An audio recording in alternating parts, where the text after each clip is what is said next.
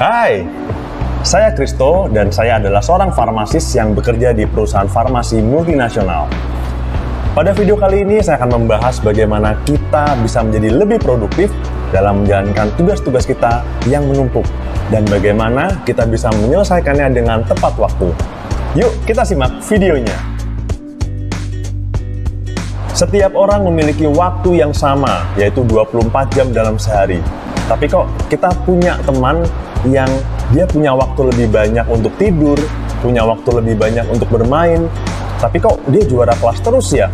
Dan kita sering berpikir bahwa, dia kan lebih pintar dari saya, ya wajarlah dia juara kelas. Nah, hati-hati guys. Kalau kita sudah berpikiran seperti itu, kita tidak membuka ruang untuk kita memperbaiki diri. Ada beberapa tips yang bisa dilakukan untuk kita bisa mengelola waktu kita dalam menyelesaikan tugas-tugas kita.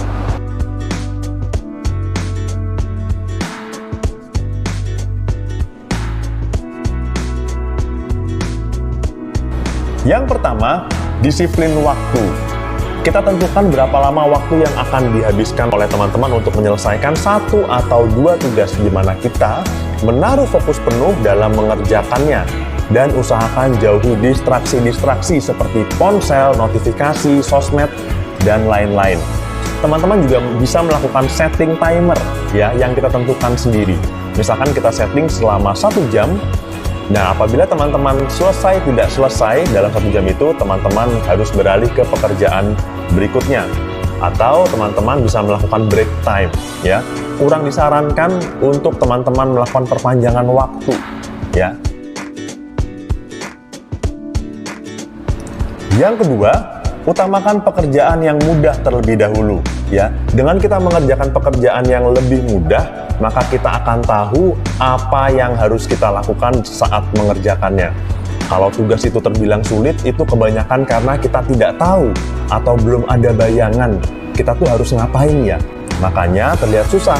Nah, kalau kita bisa menyelesaikan tugas yang mudah dulu, itu akan memberikan kita small success yang nantinya akan memberikan efek keberhasilan yang membuat kita lebih pede.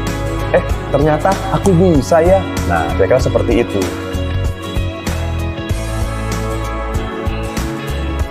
Yang ketiga, lanjutkan dengan pekerjaan yang lebih sulit. Pekerjaan yang lebih sulit itu dapat kita deskripsikan dengan memecah satu persatu, membreakdown aktivitas apa saja yang harus kita lakukan. Misalnya kita ambil contoh seperti membuat laporan ilmiah. Kita perlu menentukan tugasnya tentang apa. Apakah saya sudah menguasai tema laporan yang akan saya buat? Jika belum, maka carilah sumber seperti buku, podcast, konten edukatif, untuk dapat mendalami tugas tersebut. Lalu setelah cukup memiliki pengetahuan dari sumber-sumber tersebut, tentukan kapan saya akan mulai menulis, berapa lama waktu yang akan saya habiskan, hingga target bisa selesai 1 atau 2 bab. Nah, itu semua harus dideskripsikan dengan sejelas-jelasnya dan wajib untuk dilakukan. Harus berani memulai. Oke?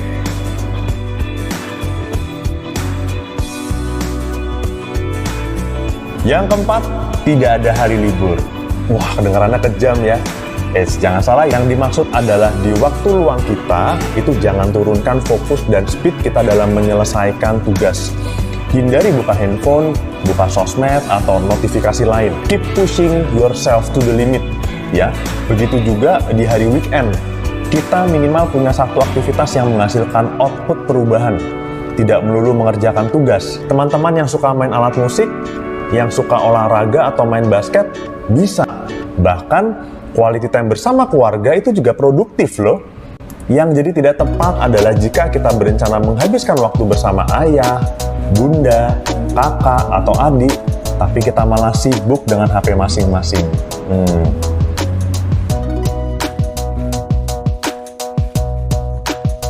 Yang kelima, teruslah berkarya. Teruslah kita menghasilkan karya, output, ada perubahan sebelum kita melakukan suatu aktivitas dengan setelahnya.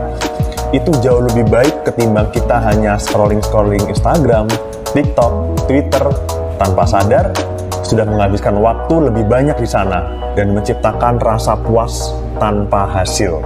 Ya, rasa puas itu pada dasarnya seperti candu. Tinggal rasa puas itu hanya berasal dari nonton sosmed kah? Atau rasa puas itu kita dapatkan dari kita menciptakan suatu karya, sekecil apapun itu.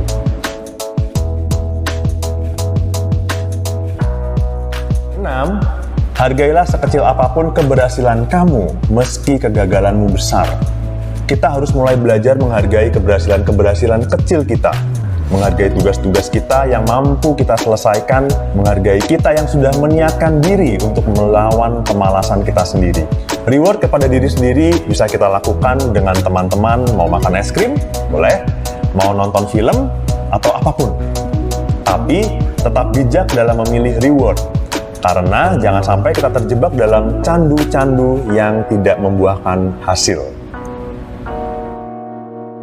Nah, dalam menjalankan kiat-kiat tadi, ada beberapa hal dasar dan mindset yang perlu kita tanamkan. Pertama, shifting mindset dari sibuk ke produktif, bahwa sibuk itu belum tentu produktif, meski waktu yang digunakan itu sama. Kedua, puasa distraksi, terutama dari gadget kita, sosmed, notifikasi lain, film, dan lain-lain. Teori 30-5 atau 60-10 juga bisa dilakukan. Ya, artinya 30 menit atau 60 menit teman-teman fokus ke pekerjaan teman-teman, lalu teman-teman boleh rehat selama 5 atau 10 menit. Tidak hanya time management, tapi juga attention management.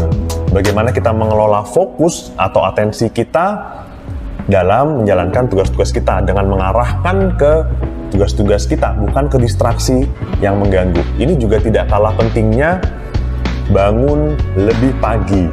Ya, dengan bangun lebih pagi, teman-teman bisa punya waktu lebih banyak untuk mempersiapkan diri lebih awal, berdoa, meditasi, dan sebagainya. Tidak disarankan untuk langsung membuka gadget ketika bangun pagi. Itu dia beberapa tips singkat dari aku. Semoga dari video ini, aku berharap kita bersama-sama bisa berubah dari hanya sekedar sibuk menjadi lebih produktif. Dan semoga tips-tips tadi bisa berguna dalam menjalankan dan menyelesaikan tugas-tugas kita. Ingat, kalau belum berhasil, it's okay. Coba lagi dan terus berusaha untuk membiasakan diri.